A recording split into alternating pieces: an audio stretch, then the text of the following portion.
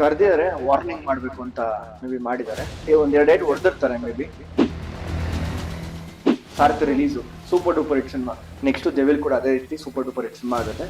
ದರ್ಶನ್ ಅವ್ರು ಬಿರಿಯಾನಿ ಕೇಳಿದ್ರಂತೆ, ಸಿಗರೇಟ್ ಕೇಳಿದ್ರಂತೆ, ವಾಕಿಂಗ್ ಜಾಗ ಕೇಳಿದ್ರಂತೆ, ಮತ್ತೊಂದು ಕೇಳಿದ್ರು. ಎಲ್ಲರಿಗೂ ನಮಸ್ಕಾರ. ನೀವು ನೋಡ್ತಾ ಇದ್ದೀರಾ ಸಂಜೀವಾಣಿ. ನಾನು ಶ್ರುತಿ ನೀರಾಯ. ವೀಕ್ಷಕರೇ, ಚಾಲೆಂಜಿಂಗ್ ಸ್ಟಾರ್ ದರ್ಶನ್ ಅವರು ರೇಣುಕಾಸ್ವಾಮಿ ಕೊಲೆ ಪ್ರಕರಣದಲ್ಲಿ ಜೈಲು ವಾಸವನ್ನು ಅನುಭವಿಸ್ತಾ ಇರುವಂಥದ್ದು. ಇವತ್ತು ನಮ್ಮ ಜೊತೆ ಈ ಕುರಿತಾಗಿ ಮಾತನಾಡೋದಕ್ಕೆ ದರ್ಶನ್ ಅವರ ಅಪ್ಪಟ ಅಭಿಮಾನಿ, ನಿಮ್ಗೆಲ್ರಿಗೂ ಗೊತ್ತಿರೋ ಹಾಗೆ ಬಿಗ್ ಬಾಸ್ ಸೀಸನ್ 10ರ ಸ್ಪರ್ಧಿ ಆಗಿರುವಂತಹ ನಟ ರಕ್ಷಕ್ ಬುಲೆಟ್ ಅವರಿದ್ದಾರೆ. ಬನ್ನಿ ಅವರನ್ನ ಕಾರ್ಯಕ್ರಮಕ್ಕೆ ವೆಲ್ಕಮ್ ಮಾಡೋಣ. ಸರ್, ಕಾರ್ಯಕ್ರಮಕ್ಕೆ ಸ್ವಾಗತ. ನಮಸ್ಕಾರ. ಹೇಗಿದ್ದೀರಾ? ಸೂಪರ್. ನೀವು? ಸೂಪರ್ ಆಗಿದ್ದೀನಿ. ಬಿಗ್ ಬಾಸ್ ಇಂದ ಬಂದ್ಮೇಲೆ ರಕ್ಷಕ್ ಬುಲೆಟ್ ಅವರು ಹೇಗಿದೆ, ಜೀವನ ಹೇಗಿದೆ ಅನ್ನುವಂಥದ್ದು ಫಸ್ಟ್ ಕ್ವಶನ್ ಹೇಳೋದಾದ್ರೆ. ಚೆನ್ನಾಗಿದೆ ಮೇಡಮ್. ಬಿಫೋರ್ ಬಿಗ್ ಬಾಸ್ ಚೆನ್ನಾಗಿತ್ತು, ಆಫ್ಟರ್ ಬಿಗ್ ಬಾಸ್ ಚೆನ್ನಾಗಿದೆ. ಆಫ್ಟರ್ ಬಿಗ್ ಬಾಸ್ ಫ್ಯಾಮಿಲಿ ಆಡಿಯನ್ಸ್ಗೆಲ್ಲ ರೀಚ್ ಆಗಿದ್ದೀವಿ. ತುಂಬಾ ಖುಷಿ ಅನಿಸುತ್ತೆ. ಓಕೆ, ಅಂದ್ರೆ ಜನರ ರಿಯಾಕ್ಷನ್ ಹೆಂಗಿತ್ತು? ಬಿಗ್ ಬಾಸ್ಗೆ ಹೋದಾಗ್ಲೂ ಕೂಡ ಒಂದಿಷ್ಟು ನಿಮ್ಗೆ ಟ್ರೋಲ್ ಮಾಡ್ತಾ ಇದ್ರು, ನಿಮ್ಮ ಬಗ್ಗೆ ಮಾತನಾಡ್ತಾ ಇದ್ರು. ಬಿಗ್ ಬಾಸ್ ಇಂದ ಆಚೆ ಬಂದ್ಮೇಲೆ ಒಂದು ಒಳ್ಳೆಯ ರೀತಿಯಾಗಿ ಟ್ರೋಲ್ ಮಾಡ್ತಿದ್ದಾರೆ ಅಂತ ನಿಮ್ಗೆ ಅನಿಸ್ತಾ ಇದೆಯಾ ಅನ್ನುವಂಥದ್ದು? ಟ್ರೋಲು ಮತ್ತೊಂದು ಅದ್ರ ಬಗ್ಗೆ ಎಲ್ಲ ಮಾತಾಡಕ್ಕೆ ಇಷ್ಟ ಇಲ್ಲ. Past is past. ಇವತ್ತೇನ್ ನಡೀತಿದೆ ಅದ್ರ ಬಗ್ಗೆ ಮಾತಾಡಕ್ಕೆ ಇಷ್ಟಪಡ್ತೀನಿ. ಓಕೆ, ಇನ್ನು ಸಾಕಷ್ಟು ಜನರಿಗೆ ರಕ್ಷಕ್ ಬುಲೆಟ್ ಅವರು ಯಾರು ಅನ್ನುವಂಥದ್ದು ಅಂದ್ರೆ ಒಂದ್ ಮಾತಲ್ಲಿ ಹೇಳೋದಾದ್ರೆ, ನಮ್ಮ ತಂದೆ ಹಾಸ್ಯ ನಟರು ಬುಲೆಟ್ ಪ್ರಕಾಶ್ ಅಂದ್ಬಿಟ್ಟು, ಅವ್ರ ಮಗ ನಾನು. ಎಲ್ಲರೂ ನೋಡಿರ್ತಾರ, ಬಿಗ್ ಬಾಸ್ ಆಗಿರ್ಬೋದು, ಗುರುಶಿಷ್ಯರು ಆಗಿರ್ಬೋದು. ನೆಕ್ಸ್ಟ್ ಸಿನಿಮಾ ನೆಕ್ಸ್ಟ್ ಪ್ರೋಸೆಸ್ ಅಲ್ಲಿ ಇದೆ. ಇನ್ನು ರಕ್ಷಕ್ ಬುಲೆಟ್ ಅವರು ಯಾವತ್ತೂ ಕೂಡ ಟ್ರೋಲ್ ಅನ್ನೋ ವಿಚಾರ ಬಂದಾಗ ನಿಮ್ ಹೆಸರು ಕಾಣಿಸ್ಕೊಳ್ಳುತ್ತೆ, ಯಾಕೆ ಅನ್ನುವಂತ ಒಂದು ಪ್ರಶ್ನೆ. ಬೆಳ್ದಿದೀವಲ್ಲ, ಅದಕ್ಕೋಸ್ಕರ. ಬೆಳ್ದಾಗ ನಾವು ಜನಕ್ಕೆ ನಾವ್ ಹೆಸರು ಮಾಡಿದೀವಿ ಅಂತ ಗೊತ್ತಾದಾಗ ಕೆಲವ್ರಿಗೆ ತಡೆಯಕ್ಕಾಗಲ್ವಲ್ಲ, ಅದಕ್ಕೋಸ್ಕರ ಟ್ರೋಲ್ ಆಗ್ತೀವಿ ಅಷ್ಟೇ. ಅದು ಬಿಟ್ರೆ ಬೇರೆ ಏನಿಲ್ಲ. ಓಕೆ, ಇನ್ನು ಚಾಲೆಂಜಿಂಗ್ ಸ್ಟಾರ್ ದರ್ಶನ್ ಅವರು ನಿಮ್ಗೆ ತುಂಬಾ ಆಪ್ತರು. ಅವರ ಈ ಹಿಂದೆ ಅವರಂದ್ರೆ ನಿಮ್ಗೆ ತುಂಬಾ ಅಭಿಮಾನಿ, ಇವಾಗ್ಲೂ ಕೂಡ ಅಷ್ಟೇ ಅದೇ ರೀತಿಯಾದಂತಹ ಒಂದು ಅಭಿಮಾನ ಅವ್ರ ಮೇಲೆ. ಸೊ ಈ ಒಂದು ವಿಚಾರ ಕೇಳಿದ ತಕ್ಷಣ ನಿಮ್ಗೆ ಏನ್ ಅನ್ಸುತ್ತೆ ಸರ್? ಯಾಕಂದ್ರೆ ಈ ಒಂದು ಕೊಲೆ ಆರೋಪ ಅವರ ಮೇಲೆ ಇರುವಂತದ್ದು, ಇದನ್ನ ಕೇಳಿದ ತಕ್ಷಣ ನಿಮ್ಗೆ ಏನ್ ಅನ್ಸುತ್ತೆ ಅನ್ನುವಂಥದ್ದು ಫಸ್ಟ್ ರಿಯಾಕ್ಷನ್? ನನಗೆ ಸಿಕ್ಕಾಪಟ್ಟೆ ಶಾಕಿಂಗ್ ಅನಿಸ್ತು. ಸಾಕಷ್ಟು ಜನ ಅವತ್ತಾಗಿದ್ದು ಬೆಳಿಗ್ಗೆ ನಂಗೆ ಸಾಕಷ್ಟು ಜನ ಕಾಲ್ ಮಾಡಿದ್ರು. ನಾನು ಯಾಕೆ ಇಷ್ಟು ಜನ ಎಲ್ಲ ಕಾಲ್ ಮಾಡಿದೆ ಅಂದ್ಬಿಟ್ಟು ಸಡನ್ ಆಗಿ ಎದ್ದು 8 ಗಂಟೆಗೆ ಕಾಲ್ ಮಾಡಿ 8:30 9 ಗಂಟೆ ಹಂಗೆ. ಆಮೇಲೆ ಟಿವಿ ನೋಡು ಅಂತ ಹೇಳಿದಾಗ ಗೊತ್ತಾಗಿದ್ದು ಈ ತರ ಆಗಿದೆ ಅಂತ. ನನ್ಗೆ ಫುಲ್ ಇನ್ಫಾರ್ಮೇಶನ್ ಗೊತ್ತಿರಲಿಲ್ಲ. ಇಡೀ ದಿನ ಫುಲ್ ನೋಡಿದೆ ಏನೇನಾಗಿದೆ ಅಂತ. ಅದಾದ್ಮೇಲೆ ಗೊತ್ತಾಯ್ತು ಈ ತರ ಒಂದು ಕೊಲೆ ಆಗಿದೆ, ತಗೊಂಡೋಗಲ್ಲಿ ಇದು ಇಲ್ಲೊಂದ್ ಕಡೆ ಬಿಸಾಕಿದ್ದಾರೆ ಅಂತ. ಬೇಜಾರು ಅಂತ ಅನಿಸ್ತು. ಅದಾದ್ಮೇಲೆ ಅದ್ರ ಬಗ್ಗೆ ತನಿಖೆ ಆಯಿತು ಸ್ಟೇಷನ್ ಅಲ್ಲಿ. ಇವಾಗ ಜೇಸಿಗೆ ಪ್ರೊಡ್ಯೂಸ್ ಆಗಿದ್ದಾರೆ. 4ನೇ ತಾರೀಕು ಹೈಕೋರ್ಟ್ಗೆ ಹೋಗುತ್ತೆ ಕೇಸು. ಏನಾಗುತ್ತೆ ಅಂತ ವೇಟ್ ಮಾಡ್ತಾ ಇದೀವಿ. ಓಕೆ, ಅಂದ್ರೆ ಈ ಒಂದು ಆರೋಪ ಅವ್ರ ಮೇಲೆ ಅಂದ್ರೆ ಷಡ್ಯಂತ್ರ ಅಂತ ಅನ್ಸುತ್ತಾ ನಿಮ್ಗೆ, ಅಥವಾ ರಿಯಲ್ ಆಗಿ ಅವ್ರು ಹಂಗ್ ಮಾಡಿರ್ಬೋದು ಅಂತ ಅನ್ಸುತ್ತಾ, ಅಥವಾ ಎಲ್ಲೋ ಅಕಸ್ಮಾತ್ ತಪ್ಪಿ ಬಿಟ್ಟು ಹಿಂಗಾಗಿದೆ ಅಂತ ಅನ್ಸುತ್ತೆ ನಿಮ್ಗೆ? ಯಾರು ಮಾಡ್ಬೇಕು ಅಂತ ಯಾರು ಮಾಡಕ್ ಹೋಗಲ್ಲ. ಹೋಗೋ ದಾರಿಲಿ ಏನೇನ್ ಸಿಗುತ್ತೆ ನಾವೆಲ್ಲ ಅನ್ಭೋಗಿಸ್ಕೊಂಡು ಹೋಗ್ಬೇಕು ಅಂತ ಹೇಳ್ತಾರಲ್ಲ ದೊಡ್ಡವರು. ಅದೇ ರೀತಿ ಕರೆದಿದ್ದಾರೆ, ವಾರ್ನಿಂಗ್ ಮಾಡ್ಬೇಕು ಅಂತ ಮೇ ಬಿ ಮಾಡಿದ್ದಾರೆ. ಒಂದೆರಡು ಡೇಟ್ ಹೊಡೆದಿರ್ತಾರೆ ಮೇ ಬಿ. ಅಂದ್ರೆ ಇವಾಗ ಅಲ್ಲಿ ನೀವೇ ನೋಡ್ತಾ ಇರ್ತೀರಾ, ಇವಾಗ ಅವ್ರು ತೀರ್ಕೊಂಡಾಗ್ಲೂನು, ಕೊನೆ ಉಸಿರು ಬಿಟ್ಟಾಗ್ಲೂನು ಅಲ್ಲಿ ಬಾಸ್ ಇರ್ಲಿಲ್ಲ ಅಂತ ಒಂದ್ ಚಾನಲ್ ತೋರ್ಸೋರು ಇದಾರೆ ಅಂತ. ನಾವು ಇವಾಗ ಆ ಜಾಗದಲ್ಲಿ ಇದ್ದಾಗ ನಾವ್ ಅದ್ರ ಬಗ್ಗೆ ಕ್ಲಿಯರ್ ಆಗಿ ಗೊತ್ತಿದ್ರೆ ಮಾತ್ರ ಮಾತಾಡ್ಬೋದು. ಅದ್ರ ಬಗ್ಗೆ ನಂಗೆ ಅಷ್ಟು ಕ್ಲಿಯರ್ ಆಗಿ ಗೊತ್ತಿಲ್ಲ. ತಪ್ಪಾಗಿ ಹೋಗಿದೆ, ಇಲ್ಲ ಅಂತಾನು ಹೇಳ್ತಾ ಇಲ್ಲ. ನಾವು ಮಾಡಿರೋದು ಸರಿ, ನಮ್ ಬಾಸ್ ಮಾಡಿರೋದು ಕರೆಕ್ಟ್ ಅಂತಾನು ಹೇಳ್ತಾ ಇಲ್ಲ. ಆಗಿರೋ ತಪ್ಪನ ಒತ್ತಿ ಹೇಳ್ದಾಗ ಅವ್ರಿಗಾಗಿರೋ ಒಂದು ರೆಸ್ಪೆಕ್ಟ್ ಇರುತ್ತೆ. ಪ್ರತಿ ಚಾನಲ್ ಅಲ್ಲಿ ನಾವು ನೋಡ್ತಾ ಇರ್ತೀವಿ, ಏಕವಚನದಲ್ಲಿ ಮಾತಾಡೋದು, ಅವನು ಇವನು ಒಂದಷ್ಟು ಬೇಡದಿಲ್ದಿರೋ ಪದಗಳು ಯೂಸ್ ಮಾಡೋದು. ಯಾಕಂದ್ರೆ ನೀವೆಲ್ಲ ತುಂಬಾ ಚೆನ್ನಾಗಿ ಓದ್ಕೊಂಡ್ ಬಂದಿರ್ತೀರ, ಜರ್ನಲಿಸ್ಟ್ ಅಂತ ನೀವೆಲ್ಲ ಅನ್ಸ್ಕೊಂಡಿರ್ತೀರ. ನೀವು ಇಲ್ಲಿ ಗಂಡ ಬಂದು ಕೂತ್ಕೊಬೇಕಂದ್ರೆ ನೀವು ಅದ್ರ ಬಗ್ಗೆ ರಿಸರ್ಚ್ ಮಾಡೇ ಬಂದು ಇಲ್ಲಿ ಕೂತ್ಕೊಂಡಿರ್ತೀರ, ಸುಮ್ಮನೆ ಒಂದು ಬಂದು ಕೂತ್ಕೊಂಡಿರಲ್ಲ. ಅದ್ರ ಬಗ್ಗೆ ನಿಮ್ಗೂ ಒಂದು ಇಂಪಾರ್ಟೆನ್ಸ್ ಗೊತ್ತಿರುತ್ತೆ, ನಿಮ್ಗೆ ಅದ್ರ ಬಗ್ಗೆ ಒಂದು ವ್ಯಾಲ್ಯೂ ಗೊತ್ತಿರುತ್ತೆ. ನೀವು ಬಂದು ಕ್ಯಾಮ್ರಾ ಮುಂದೆ ಏಕವಚನದಲ್ಲಿ ಮಾತಾಡಿದಾಗ ಒಬ್ರ ಬಗ್ಗೆ, ಬೇರೆ ನಾನು ಯಾವಾಗ್ಲೂ ಹೇಳ್ತಾ ಇರ್ತೀನಿ, ಸುಮಾರು ಹೀರೋ ಅಲ್ಲ ಸೂಪರ್ ಹೀರೋ ಅಂತ ಹೇಳ್ತಾ ಇರ್ತೀನಿ ಬಾಸ್ನ. ಅವ್ರ ಬಗ್ಗೆ ಅಷ್ಟು ಕೀಳಾಗಿ ಏಕವಚನದಲ್ಲಿ ಮಾತಾಡಿದಾಗ ನಮ್ಗಳಿಗೂ ಒಂದ್ ಸ್ವಲ್ಪ ಮನ್ಸಿಗೆ ಬೇಜಾರಾಗುತ್ತೆ. ಯಾಕೆ ಅಂತ ಹೇಳಿದ್ರೆ ಅವ್ರನ್ನ ಪ್ರೀತಿಸೋ ಮನ್ಸುಗಳು ಕೋಟಿ ಇದಾರೆ.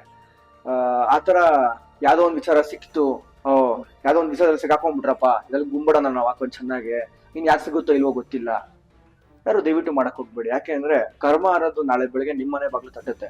ಅದನ್ನ ನೀವ್ ಅನ್ಬೋಗ್ಸಕ್ ರೆಡಿ ಆಗಿದ್ದೀರ ಅಂದ್ರೆ ಕಂಟಿನ್ಯೂ ಮಾಡಿ. ಹಂಗನ್ಬಿಟ್ಟು ಒಬ್ಬ ಸಿಗಾಕೊಂಡ ಅಂದ ತಕ್ಷಣ ಅಯ್ಯೋ ಬಿಡು ಅನ್ಬೋಗ್ಸ್ತಾರೆ, ನಾವು ಒಂದ್ ಹಾಕ್ಬಿಡೋಣ ಕಲ್ಲ ಅನ್ಬಿಟ್ಟು ಅವ್ರ ಮೇಲೆ ಎಷ್ಟಂತ ಕಲ್ಲು ಹೊಡಿತೀರಾ. ದಯವಿಟ್ಟು ಅದನ್ನ ಯಾರು ಮಾಡಕ್ ಹೋಗ್ಬೇಡಿ.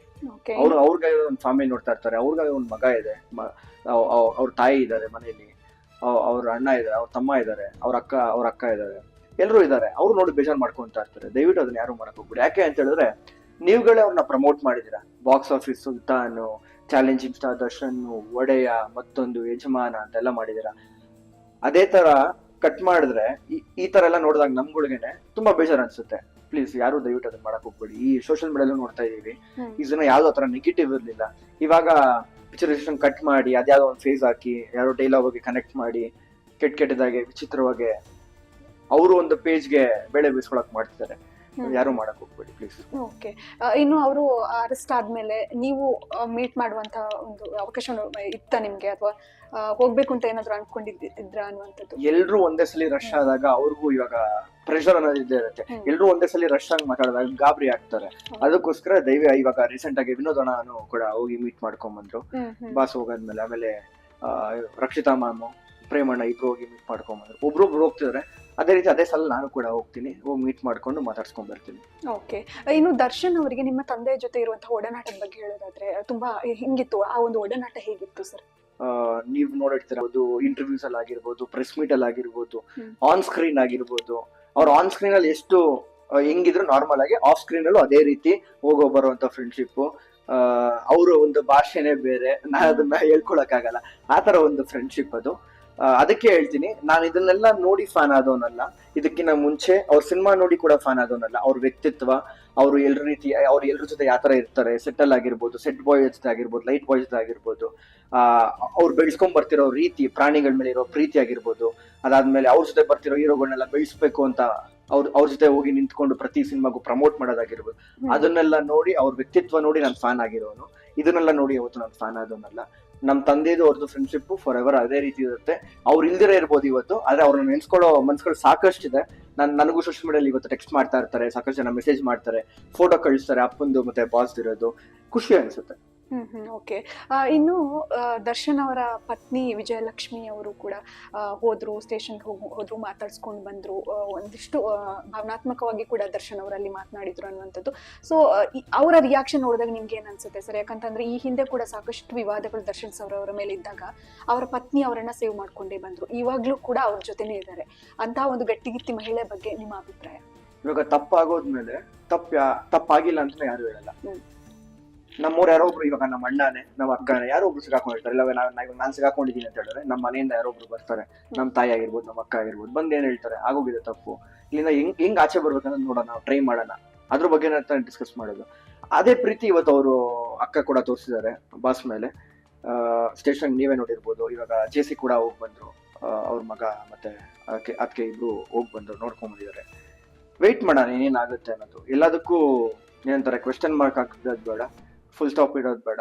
ಇನ್ನ ಮುಂದಿನ ತನಿಖೆ ಆಗುತ್ತೆ, ಏನೇನಾಗುತ್ತೆ ಅನ್ನೋದು ನಾವು ವೇಟ್ ಅಂಡ್ ವಾಚ್ ಅಷ್ಟೇ. ಯಾರು ದಯವಿಟ್ಟು ಕುತ್ಕೊಂಡು ನೀವುಗಳೇ ಚರ್ಚೆ ಆಗ್ಬೇಡಿ ಮೀಡಿಯಲ್ಲಿ ಕುತ್ಕೊಂಡು, ಹಿಂಗಾಗೋಯ್ತು, ಹಂಗಾಗೋಯ್ತು, ಹಂಗ್ ಮಾಡ್ಬಿಟ್ರು, ಹಿಂಗ್ ಮಾಡ್ಬಿಟ್ರು ಅಂತ. ಒಳಗಡೆ ಏನಾದ್ರು CC ಕ್ಯಾಮ್ರಾ ಇಟ್ಟಿದ್ದೀರಾ ನೀವೆಲ್ಲಾರು? ಆಚೆ ತಾನೇ ಕ್ಯಾಮ್ರಾ ಇಟ್ಟಿದ್ದೀರಾ ಸ್ಟೇಷನ್ ಇಂದ ಆಚೆ? ನಾವು ಸ್ಟೇಷನ್ ಇದ್ದಾಗ್ಲೂ ತನಿಖೆಯಲ್ಲಿ ನೋಡ್ತಾ ಇದ್ವಿ. ಯಾಕಂದ್ರೆ ಏನೇ ಆದ್ರೂ, ಯಾವ್ದೇ ವಿಚಾರ ಆದ್ರೂ ನಾವ್ ಅದ್ರ ಬಗ್ಗೆ ಮಾತಾಡ್ಲೇಬೇಕಾಗತ್ತೆ. ಅಯ್ಯೋ ಏನೋ ಹೇಳ್ಬಿಟ್ರಪ್ಪ, ನಮ್ಮೇಲೆ ನಾಳೆ ಬೆಳಿಗ್ಗೆ ಏನೋ ಆಗ್ಬಿಟ್ರೆ ಏನೋ ಮಾಡ್ಬಿಡ್ತಾರೆ, ಬೇಡ. ನಾಳೆ ಬೆಳಿಗ್ಗೆ ನಮ್ಗಾಗಕ್ಕಿಂತ ಮುಂಚೆ ನಾವ್ ಇದನ್ನ ವಾಯ್ಸ್ ಯೂಸ್ ಮಾಡಿದ್ರೆ ನಾಳೆ ಬೆಳಿಗ್ಗೆ ನಮ್ಮ ಮೇಲೆ ಮಾಡೋದು ನಿಲ್ಲಿಸ್ತಾರೆ. ಇವತ್ತು ನಾನ್ ನಿಮ್ ಜೊತೆ ಇವತ್ತು ಚೆನ್ನಾಗಿದ್ದೀನಿ, ನಾಳೆ ಬೆಳಿಗ್ಗೆ ನಾನೇನೋ ಮಾಡ್ದೆ ಅಂದ ತಕ್ಷಣ ನೀವು ಬಂದು ಕುತ್ಕೊಂಡು ಮಾತಾಡ್ತೀರಾ, ರಕ್ಷಕ ಅವನ ಹಿಂಗೆ ಅಂತ. ಇವತ್ತು ಇಷ್ಟು ಪ್ರೀತಿಯಿಂದ ಮರ್ಯಾದೆ ಕೊಟ್ಟು ಮಾತಾಡ್ತಾ ಇರಲ್ಲ, ನಾಳೆ ಬೆಳಿಗ್ಗೆ ನಾನೇ ತಪ್ಪು ಮಾಡಿದಾಗ ಏಕವಚನ ಬಂದ್ಬಿಡುತ್ತಲ್ವಾ? ಅದಕ್ಕೋಸ್ಕರ ಈ ಮೀಡಿಯಾ ಸೋ ಒಳಗಡೆ ಕುತ್ಕೊಂಡು ಕ್ಯಾಮ್ರಾ ಇಟ್ಟಿದ್ದೀರಾ. ಇಲ್ಲ, ದರ್ಶನ್ ಅವ್ರು ಬಿರಿಯಾನಿ ಕೇಳಿದ್ರಂತೆ, ಸಿಗರೇಟ್ ಕೇಳಿದ್ರಂತೆ, ವಾಕಿಂಗ್ ಜಾಗ ಕೇಳ್ತಿದಾರಂತೆ, ಮತ್ತೊಂದು ನಿಮ್ಗೆ ಯಾರು ಬಂದು ಹೇಳಿದ್ರ? ಏನಾದ್ರು ನಿಮ್ಗೇನಾದ್ರು ಡೇಟಾಗಿ ಬಂದು ಯಾರು ಒಳಗಡೆ ಮಾಹಿತಿ ಕೊಟ್ಟಿದಾರ? ಇನ್ಸ್ಪೆಕ್ಟರ್ ಏನಾದ್ರು ಮಾತಾಡಿದಾರ? ಮತ್ತೊಂದು ಮಾಡಿದಾರ? ಯಾರು ಇಲ್ಲ. ಯಾಕೆ ನೀವು ಜನಕ್ಕೆ ಫಾಲ್ಸ್ ಸ್ಟೇಟ್ಮೆಂಟ್ಸ್ ಕೊಡ್ತಾ ಇದೀರಾ? ಜನ ಏನೋ ಬೇರೆ ತರ ಅನ್ಕೊಂತಾರ. ಅವತ್ತು ಇವಾಗ ಕೈದಿ ನಂಬರ್ 6106 ಅಂತ ಒಂದು ಕೊಟ್ಟಿದಾರಲ್ವಾ, ಅದೇ ಇವತ್ತು ಬ್ರ್ಯಾಂಡ್ ಆಗ್ತದೆ. ಆದ್ರೆ ಅರ್ಥ ಮಾಡ್ಕೊಂಬಿಡಿ, ಫ್ಯಾನ್ಸ್ ಯಾವತ್ತು ಆ ಕ್ರೇಜ್ ಯಾವತ್ತು ಕಮ್ಮಿ ಆಗಲ್ಲ. ಅಲ್ಲಿ ಬೆಟ್ ಯು ಜೈಸಿಂದ ಬರ್ತಾ ಕೂಡ ನೆಕ್ಸ್ಟ್ ಯಾವಾಗ ರಿಲೀಸ್ ಆಗ್ತಾರೆ, ಆದಷ್ಟು ಬೇಗ ರಿಲೀಸ್ ಆಗ್ಲಿ ಅಂತ ನಾ ದೇವರಲ್ಲಿ ಬೇಡ್ಕೊಡೋದು. ರಿಲೀಸ್ ಆಗಿದ್ ಕೂಡ ಸುಮ್ಮನೆ ಅಂತೂ ಬರಲ್ಲ, ಸಾವಿರಾರು ಜನ ಮೆರವಣಿಗೆ ಮಾಡ್ಕೊಂಡು ಕರ್ಕೊಂಡ್ ಬರ್ತಾರೆ. ಅದನ್ನು ನೀವು ಕಣ್ಣಾರೆ ನೋಡ್ತೀರಾ. 2011 ಅಲ್ಲಿ ಇದೇ ತರ ಯಾವ್ದೋ ಒಂದು ಸಿಚುವೇಶನ್ ಆಗಿತ್ತು, ಕುದುರೆಲ್ ಕರ್ಕೊಂಡ್ ಬಂದ್ರು. ಇದೇ ನರ್ತಕಿ ಥಿಯೇಟರ್ಗೆ Saarathi release super duper hit cinema. Next Devil ಕೂಡ ಅದೇ ರೀತಿ ಸೂಪರ್ ಡೂಪರ್ ಹಿಟ್ ಸಿನಿಮಾ ಆಗುತ್ತೆ. ನೀವು ಕಣ್ಣಾರೆ ನೋಡ್ತೀರಾ. ನೀವುಗಳೇ ಅವತ್ತು ಹೋಗ್ಬಿಟ್ಟು ಮೈಕ್ ಹಿಡಿಬೇಕು. ಅವತ್ ನಾವು ನೋಡ್ತೀವಿ ಕೂತ್ಕೊಂಡು ಟಿವಿಲಿ. ನೀವೇನ್ ಮೈಕ್ ಇಟ್ಬಿಟ್ಟು ಪ್ರಶ್ನೆಗಳು ಕೇಳ್ತೀರಾ. ಅವತ್ ನೀವ್ ಹೆಂಗ್ ಮರ್ಯಾದೆ ಕೊಡ್ತೀರಾ ಅವ್ರಿಗೆ ಅಂತ ನಾವು ನೋಡ್ತೀವಿ. ಇವತ್ ಕೇಳ್ತಾ ಇದ್ರಲ್ಲ ಅವನು ಇವನು ಮತ್ತೊಬ್ಬ ಕಚಡ ಎಲ್ಲ ಮಾತಾಡ್ತಾ ಇದ್ರಲ್ಲ ಕೂತ್ಕೊಂಡು. ಅವತ್ ನೀವು ಹೋಗ್ಬಿಟ್ಟು ದರ್ಶನ್ ಸರ್ ಏನಾಯ್ತು ಸರ್ ಕೇಳಲೇಬೇಕು, ಪರಿಸ್ಥಿತಿ ಬರುತ್ತೆ. ಅದಕ್ಕೆ ದಯವಿಟ್ಟು wait and watch. Okay sir, ಇನ್ನು ಈ ಒಂದು ಘಟನೆ ಆದ ಬಳಿಕ ಒಂದಿಷ್ಟು ಮಾತುಗಳು ಅಂದ್ರೆ ಈಗ ಚಲನಚಿತ್ರ ಮಂಡಳಿಯಲ್ಲಿ ಕೂಡ ಒಂದಿಷ್ಟು ಮೀಟಿಂಗ್ ಆಯ್ತು. ಆ ಒಂದು ಮೀಟಿಂಗ್ಗಳಲ್ಲಿ ದರ್ಶನ್ ಅವರನ್ನು ಬ್ಯಾನ್ ಮಾಡ್ಬೇಕಾ ಬೇಡವಾ ಅನ್ನುವಂತ ಒಂದಿಷ್ಟು ಚರ್ಚೆ ಆಯ್ತು. ಸೊ ಇದ್ರ ಬಗ್ಗೆ ನಿಮ್ಮ ಅಭಿಪ್ರಾಯ ಏನು ಸರ್? ಯಾಕಂದ್ರೆ ಬ್ಯಾನ್ ಮಾಡ್ಬೇಕು, ಬ್ಯಾನರು ಇವೆಲ್ಲ ಆಗೋಯ್ತು ಕಥೆಗಳು. ಸರಿ ಆಯ್ತು, ಬ್ಯಾನ್ ಮಾಡ್ತೀರಾ, ಓಕೆ. ಇವತ್ ಯಾವ ಪರಿಸ್ಥಿತಿಲಿ ಇದೆ ನಾನು ನಿಮ್ಗೆ ಪ್ರಶ್ನೆ ಕೇಳ್ತೀನಿ. ಇವತ್ ಯಾವ ಪರಿಸ್ಥಿತಿಲಿ ಇದೆ ಇಂಡಸ್ಟ್ರಿ? ಹೊಸ ಸಿನಿಮಾಗಳು ಓಡ್ತಿದ್ಯಾ? ದೊಡ್ಡ ಸ್ಟಾರ್ ಸಿನಿಮಾಗಳೇ ಬೇಕು ಅಂತ ಕೇಳ್ತಾರೆ. ದೊಡ್ಡ ಸ್ಟಾರ್ ಸಿನಿಮಾಗಳು ಬರ್ಬೇಕಂತ ಹೇಳಿದ್ರೆ ಇವಾಗ 100 ಕೋಟಿ 150 ಕೋಟಿ ಕ್ಲಬ್ ಸೇರುವಂತ ಹೀರೋ ಸರಿನಾ? ಇವತ್ತು ಅವ್ರನ್ನೇ ಅಂದ್ರೆ ಇದಾರೆ, ಇಲ್ಲ ಅಂತ ಹೇಳ್ತಲ್ಲ. ಇವತ್ತು ಶಿವಣ್ಣ ಇದಾರೆ, ಇವರು ಎಸ್ ಸರ್ ಇದಾರೆ, ಪ್ರತಿಯೊಬ್ರು ಇದಾರೆ, ಸುದೀಪ್ ಅಣ್ಣ ಇದಾರೆ, ಪ್ರತಿಯೊಬ್ರು ಇದಾರೆ. ಆ ಸಾಲಲ್ಲಿ ಬಾಸ್ ಕೂಡ ಬರ್ತಾರೆ. ಒಂದ್ ಹೀರೋ ಇವಾಗ ನೀವು ಬ್ಯಾನ್ ಮಾಡ್ಬಿಟ್ಟು ಮನೆ ಕುಣಿಸ್ಬಿಟ್ರಿ ಅಂದ್ರೆ ನಿಮ್ಗೇನ್ ಸಂತೋಷ ಸಿಗುತ್ತೆ? ಅದರಿಂದ ನಿಮ್ಗೇನ್ ಖುಷಿ ಸಿಗುತ್ತೆ ಅಲ್ವಾ? ಅದಕ್ಕೋಸ್ಕರ ಅದೆಲ್ಲ ದಯವಿಟ್ಟು ಬ್ಯಾನ್ ಆಗ್ಲಿ ಮತ್ತೊಂದಲ್ಲಿ ಯಾರು ಮಾಡಕ್ ಹೋಗ್ಬಿಡಿ. ಇವತ್ತು ಇಂಡಸ್ಟ್ರಿ ಪರಿಸ್ಥಿತಿ ನೋಡಿದ್ರೆ ನಮ್ಗೆ ಭಯ ಆಗುತ್ತೆ. ಯಾಕಂದ್ರೆ ನಾವುಗಳು ಯಂಗ್ಸ್ಟರ್ಸ್ ಗಳು ನೆಕ್ಸ್ಟ್ ಮುಂದಕ್ಕೆ ಹೆಂಗ್ ಬೆಳೆದಾಗುತ್ತೆ, ಥಿಯೇಟರ್ಗಳು ನಮ್ಗೆ ಸಿಗುತ್ತಾ ಇಲ್ವಾ, ಇಲ್ಲ ನಾವೇನಾದ್ರು OTT ಬಂದ್ಬಿಡ್ಬೇಕಾ ಸೀದಾ, ಇದೆಲ್ಲ ನಮ್ಗೆ ತಲೆಗೆ ಬರ್ತಾ ಇರುತ್ತೆ. ಅದಕ್ಕೆ ನಾವು ಉಳಿಸ್ಕೊಬೇಕು ಅಂತ ಹೇಳಿದ್ರೆ ಎಲ್ಲ ಹೀರೋಗಳು ನಾವು ಉಳಿಸ್ಕೊಬೇಕು. ಬ್ಯಾನ್ ಮಾಡೋದಾಗೆ ಮತ್ತೊಂದಾಗಿ ಯಾರು ದಯವಿಟ್ಟು ಅದ್ರ ಬಗ್ಗೆ ಮಾತಾಡೋದ್ ಬೇಡ, ಮಾಡಕ್ಕೂ ಕೂಡ ಆಗಲ್ಲ. ಯಾಕೆ ಕನ್ನಡ ಚಿತ್ರರಂಗದಲ್ಲಿ ಕನ್ನಡ ಚಿತ್ರಗಳನ್ನ ನೋಡೋ ಜನಗಳೇ ಕನ್ನಡ ಪ್ರೇಮಿಗಳು ಇಲ್ಲ ಅಂತ ಅನ್ಸುತ್ತೆ ಇತ್ತೀಚಿನ ದಿನಗಳಲ್ಲಿ. ಯಾಕೆ ಅಂದ್ರೆ ಪರಭಾಷೆ ಸಿನಿಮಾ ಇಲ್ಲಿ ಬಂದಾಗ ಥಿಯೇಟರ್ಗಳು ಕೂಡ ಕಮ್ಮಿ ಮಾಡ್ಬೇಕು. ನಾವು ಸಿನಿಮಾ ಚೆನ್ನಾಗಿದೆ ಅಂದ ತಕ್ಷಣ ನಮಗೇನೋ ಬಂಡವಾಳ, ನಮ್ಗೇನೋ ಇಲ್ಲಿ ಥಿಯೇಟರ್ ಬೆಳಿಬೇಕಂತ ಅನ್ನೋ ಇದಕ್ಕೋಸ್ಕರ ಬೇರೆ ಪರಭಾಷೆ ಸಿನಿಮಾ ಬಂದಾಗ ನಾವು ಅವ್ರು ಪ್ರಮೋಟ್ ಮಾಡ್ತೀವಿ. 10 ಶೋ ಕೊಡ್ತೀವಿ, ದಿನಕ್ಕೆ 7-8 ಶೋ ನೋಡ್ತೀವಿ. ಇವತ್ತು ನಾವು ಮಲ್ಟಿಪ್ಲೆಕ್ಸ್ ಅಲ್ಲಿ ಮಾಲ್ಗಳಲ್ಲಿ 7 ಶೋ ನೋಡಿರ್ತೀವಿ. ಅದೇ ನಮ್ ಸಿನಿಮಾ ಬಂದ್ ನೋಡಿದ್ರೆ 3 ಶೋ ಇರಲ್ಲ, 2 ಶೋ ಇರಲ್ಲ. ನೀವು ಸಿನಿಮಾ ಬಂದ್ ಜನಕ್ಕೆ ಕೊಟ್ರೆ ತಾನೆ ಶೋಗಳು ಸಿನಿಮಾ ಬಂದ್ ನೋಡ್ತಾರೆ. ಇಲ್ಲ ಎಲ್ಲಿ ನೋಡಕ್ಕಾಗತ್ತೆ? ನೀವ್ 2 ಶೋ ಕೊಟ್ರೆ ಬೆಳಿಗ್ಗೆ ಕೆಲ್ಸಕ್ಕೆ ಹೋಗಿರ್ತಾರೆ ಜನ. ನಾವು ಅವ್ರ ಕಷ್ಟಗಳು ಅರ್ಥ ಮಾಡ್ಕೊಬೇಕು. ಬೆಳಿಗ್ಗೆ 10 ಗಂಟೆಗೆ ಮನೆ ಬಿಟ್ರೆ ಕೆಲವ್ರು 6 ಗಂಟೆ 7 ಗಂಟೆ ನೈಟ್ 8-9 ಗಂಟೆ ಆಗ್ಬಿಡುತ್ತೆ. ಅವ್ರು ಯಾವಾಗ ಸಿನಿಮಾ ನೋಡ್ತಾರೆ? ವೀಕೆಂಡ್ಸ್ ಬಂದ್ರೆ ಬೇರೆ ಸಿನಿಮಾಗೆ ಜಾಸ್ತಿ ಶೋ ಕೊಟ್ಟಿರ್ತಾರೆ. ಎಲ್ಲಾ ಕಡೆ ಹೌಸ್ಫುಲ್ ಆಗಿರುತ್ತೆ. ಬೇರೆ ಸಿನಿಮಾ ಜನ ಬಂದ್ ಎಲ್ಲಿ ನೋಡ್ತಾರೆ ನಮ್ ಸಿನಿಮಾನ? ಇದನ್ನೆಲ್ಲ ನಾವು ಅರ್ಥ ಮಾಡ್ಕೊಬೇಕಾಗುತ್ತೆ. ದಯವಿಟ್ಟು ಒಳ್ಳೊಳ್ಳೆ ಕಂಟೆಂಟ್ ಇರೋ ಸಿನಿಮಾಗಳು ಬರ್ತಿದೆ. ಯಾರು ಇಲ್ಲಿ ಶೋಕಿಗೋಸ್ಕರ ಆಗ್ಲಿ ಟೈಮ್ ಪಾಸ್ಗೋಸ್ಕರ ಆಗ್ಲಿ ಸಿನಿಮಾಗಳು ಮಾಡಲ್ಲ. ಒಂದು ಪ್ಯಾಷನೇಟ್ ಆಗಿ ತುಂಬಾ ಗೌರವ ಕೊಟ್ಟಿ ಆ ಒಂದು ಕಲೆಗೆ ಬೆಲೆ ಕೊಟ್ಟಿದ್ದ ಸಿನಿಮಾ ಮಾಡೋದು ಎಲ್ರು ಇಲ್ಲಿ. ಆ ಕಲೆಗೆ ಬೆಲೆ ಕೊಟ್ಟಾಗ ದಯವಿಟ್ಟು ಹೋಗಿ ನೀವು ಸಿನಿಮಾಗಳು ನೋಡಿ ಜನಗಳಿಗೆ. ದಯವಿಟ್ಟು ನಾವ್ ಹೇಳ್ತೀವಿ. ರೀಸೆಂಟ್ ಆಗಿ ಅದು ಮಲಯಾಳಂ ಸಿನಿಮಾ ಬಂತು, ತಮಿಳು ಸಿನಿಮಾ ಬಂತು, ಹೌಸ್ಫುಲ್ ಮಾಡ್ತಾ ಇದೀರಾ, ಶೋಗಳು ಜಾಸ್ತಿ ಕೇಳ್ತಾ ಇದೀರಾ. ಅದೇ ತರ ನಮ್ ಕನ್ನಡ ಸಿನಿಮಾನು ಬಂದ್ ನೋಡಿದಾಗ ಕಂಟೆಂಟ್ ಇರುತ್ತೆ. ನೀವು ಬಂದು ನೋಡಿಲ್ಲ ಅಂತ ಹೇಳಿದ್ರೆ ನಮ್ಗಳ ಮೇಲೆ ತಪ್ಪಾಗ್ದಾಗ ನಮಗೂ ಬೇಜಾರು ಅನ್ಸುತ್ತೆ. ಅದೇ ನಾನು ಅಂದ್ರೆ ಇವಾಗ ನಾವೆಲ್ಲ ಯಂಗ್ಸ್ಟರ್ಸ್ ಗಳು ಏನೇನ್ ಹೇಳ್ತೀವಿ, ನಾವೆಲ್ಲ ಸಿದ್ದಾಗ ಅದನ್ನೇ ನಾವು ಮಾತಾಡ್ತಾ ಇರ್ತೀವಿ. ನಾವೇನೋ ಸ್ಟಾರ್ಟ್ ಮಾಡ್ತೀವಿ, ಪ್ರಯತ್ನ ಮಾಡ್ತಿದೀವಿ ಅಂತ ಹೇಳಿದ್ರೆ 100 ಜನ ಬರ್ತಾರೆ ನೆಗೆಟಿವ್ ಕಾಮೆಂಟ್ಸ್ ಪಾಸ್ ಮಾಡಕ್ಕೆ. ಅಲ್ಲೆಲ್ಲೋ ಒಂದ್ ಕಡೆ ನಮ್ 100% 0.1% ನಮ್ಮನ್ನ ಕುಗ್ಸುತ್ತೆ. ಜನ ಹಿಂಗ್ ಮಾತಾಡ್ತಿದಾರಲ್ಲ ಅಂತ. ಇವತ್ತು ಸೋಷಿಯಲ್ ಮೀಡಿಯಾ ಇದೆ. 10 ವರ್ಷದ ಮುಂಚೆ ಸೋಷಿಯಲ್ ಮೀಡಿಯಾ ಇತ್ತ? ಬರೀ ನೀವು ಸೊ ಇವತ್ತೇನು ಮೀಡಿಯಾಗಳಿದೆ, ಬರೀ ಅದು ನ್ಯೂಸ್ ಪೇಪರ್ ಮತ್ತೊಂದು ಅಷ್ಟೇ ಇದ್ದಿದ್ದು. ಶುಕ್ರವಾರ ಆದ್ರೆ ಪೇಪರ್ ಬರೋದು. ಇವತ್ತು ಈ ಪಿಕ್ಚರ್ಗಳು ರಿಲೀಸ್ ಆಗಿದೆ, ವೀಕೆಂಡ್ ಅಲ್ಲಿ ಹೋಗಿ ಸಿನಿಮಾ ನೋಡ್ಕೊಂಡ್ ಬರ್ತಿದ್ರಿ 2.5 ಗಂಟೆ ಕೂತ್ಕೊಂಡು. ಇವತ್ತು ಸೋಷಿಯಲ್ ಮೀಡಿಯಾ ಅನ್ನೋದು ಬಂದು, ಒಂದು ರಿವ್ಯೂ ಅನ್ನೋದು ಬಂದು ಎಲ್ಲರ ಲೈಫ್ ಹಾಳಾಗಿದೆ. ಎಲ್ಲ ಹೀರೋಗಳ ಲೈಫ್ ಹಾಳಾಗಿದೆ. ಯಂಗ್ಸ್ಟರ್ಸ್ ಹೀರೋಗಳು ಹೆಂಗ್ ನೋಡಕ್ಕಾಗುತ್ತೆ? ಅವತ್ತು ನೀವು ಆಶೀರ್ವಾದ ಮಾಡಿದ್ದೆ, ಇವತ್ತೆಲ್ಲರೂ ಸೂಪರ್ ಸ್ಟಾರ್ಸ್ ಗಳಾಗಿರೋದು. ಇವತ್ತು ನಮ್ಗಳಿಗೆ ಆಶೀರ್ವಾದ ಮಾಡಿದ್ರೆ ನೆಕ್ಸ್ಟ್ ನಾವು ಬೆಳ್ಕೊಂಡು ಹೋಗ್ತೀವಿ. ನೆಕ್ಸ್ಟ್ ನಮ್ಮ ಮನೆಯಿಂದ ಯಾರೋ ಒಬ್ರು ಬರ್ತಾರೆ. ಇವತ್ತು ನಮ್ ತಂದೆ ಜನರೇಷನ್ ಮುಗೀತು. ಇವತ್ತು ಅವ್ರ ಮನೆಯಿಂದ ನಾನ್ ಬಂದಿದ್ದೀನಿ, ಹಂಗ್ ನೆಕ್ಸ್ಟ್ ನಾನ್ ಪಾಸ್ ಆಗುತ್ತೆ. ಹಂಗ್ ಹೋಗ್ತಾ ಇರ್ಬೇಕು. ಹಂಗ್ ಹೋಗ್ಬೇಕು ಅಂತ ಹೇಳಿದ್ರೆ ನೀವೆಲ್ಲರೂ ನಮ್ಗೆ ಆಶೀರ್ವಾದ ಮಾಡ್ಬೇಕು. ನೀವು ನೆಗೆಟಿವ್ ಕಮೆಂಟ್ಸ್ ಪಾಸ್ ಮಾಡ್ಕೊಂಡು ಟ್ರೋಲ್ ಮಾಡ್ಕೊಂಡು ಮತ್ತೊಂದು ಮಾಡ್ಕೊಂಡು ಕೂತಿದ್ರೆ ನಿಮ್ ಪೇಜ್ ನ ಪ್ರಮೋಟ್ ಮಾಡ್ಕೊಳಕ್ಕೆ ಅದೇ ಒಳ್ಳೆ ರೀತಿಯಲ್ಲಿ ಮಾಡಿ. ಖಂಡಿತ ನಿಮ್ನ ಜನ ಬೆಳೆಸ್ತಾರೆ, ನಿಮ್ ಪೇಜ್ ನ ಬೆಳೆಸುತ್ತಾರೆ. ಎಷ್ಟೋ ಜನ ನೀವು ಮಾಡ್ತಿರೋ ಕೆಲಸಗಳು ನೋಡ್ತಾ ಇದ್ರೆ ನಿಮ್ ಫಾಲೋವರ್ಸ್ ಕೂಡ ಕಮ್ಮಿ ಆಗ್ತಿದ್ದಾರೆ. ಅದನ್ನ ಯಾರು ದಯವಿಟ್ಟು ಮಾಡಕ್ ಹೋಗ್ಬೇಡಿ. ಯಾಕಂದ್ರೆ ನಾವುಗಳು ಇಲ್ಲಿ ಕೋಟಿ ಹಾಕಿ ಬಂದ್ ಸಿನಿಮಾ ಮಾಡ್ತಾರೆ, ಕೋಟಿ ಅಂಗಟ್ಲೆ ಹಾಕಿ ಬಂದ್ ಸಿನಿಮಾಗಳು ಮಾಡಿದ್ದಾರೆ ಪ್ರೊಡ್ಯೂಸರ್ಗಳು. ಅವರೆಲ್ಲ ಎಲ್ಲಿ ಹೋಗ್ಬೇಕು? ಜಮೀನ್ಗಳು ಮಾರಿ ತಗೊಂಬಂದ್ ಸಿನಿಮಾ ಮಾಡ್ತಾರೆ. ಬೇರೆ ಯಾವ್ದೋ ಬಿಸ್ನೆಸ್ ಇರುತ್ತೆ, ಆ ದುಡ್ಡು ತಗೊಂಬಂದ್ ಸಿನಿಮಾಗಳು ಮಾಡ್ತಾರೆ. ಮತ್ತೆ ಅವರೆಲ್ಲ ಎಲ್ಲಿ ಹೋಗ್ಬೇಕು? ದೊಡ್ಡವ್ರನ್ನೇ ಬೆಳೆಸ್ಬೇಕು, ದೊಡ್ಡ ಪ್ರೊಡ್ಯೂಸರ್ಗಳನ್ನ ಬೆಳೆಸ್ಬೇಕು ಅಂತ ಹೇಳಿದ್ರೆ ನೀವ್ ಅವತ್ತು ಬೆಳೆಸಿದ್ವಿ, ಇವರೆಲ್ಲ ದೊಡ್ಡವರಾಗಿರೋದು. ನಮ್ಗೂ ಬೆಳೆಸಿ ನಾವು ದೊಡ್ಡವರಾಗ್ತೀವಿ. ಪಾಯಿಂಟ್ ಅಲ್ವಾ? ಅದನ್ನ ಹೇಳ್ತೀನಿ. ದಯವಿಟ್ಟು ಚಿತ್ರಮಂದಿರಗಳು ಉಳಿಬೇಕು ಅಂತ ಹೇಳಿದ್ರೆ ಹೊಸ ಸಿನಿಮಾಗಳು ಬಂದು ದಯವಿಟ್ಟು ನೋಡಿ. ಒಳ್ಳೆ ಸಿನಿಮಾಗಳು ಬರ್ತಿದೆ, ಕಂಟೆಂಟ್ ಇರೋ ಸಿನಿಮಾಗಳು ಬರ್ತಿದೆ, ಬೆಳೆಸಿ.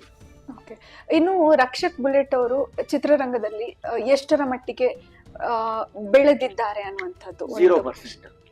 0% ಬೆಳೆದಿದ್ದಾರೆ ಅಂತ ಅನ್ಕೊಳ್ತೀನಿ. ಯಾಕೆ ಅಂತ ಹೇಳಿದ್ರೆ ಜನನ ಗುರ್ತಿಡಿಬಹುದು, ಫೋಟೋ ಇಡ್ಸ್ಕೊಬಹುದು, ಮತ್ತೊಂದು ಎಲ್ಲ ಏನ್ ಬೇಕಾದ್ರೂ ಮಾಡ್ಬೋದು.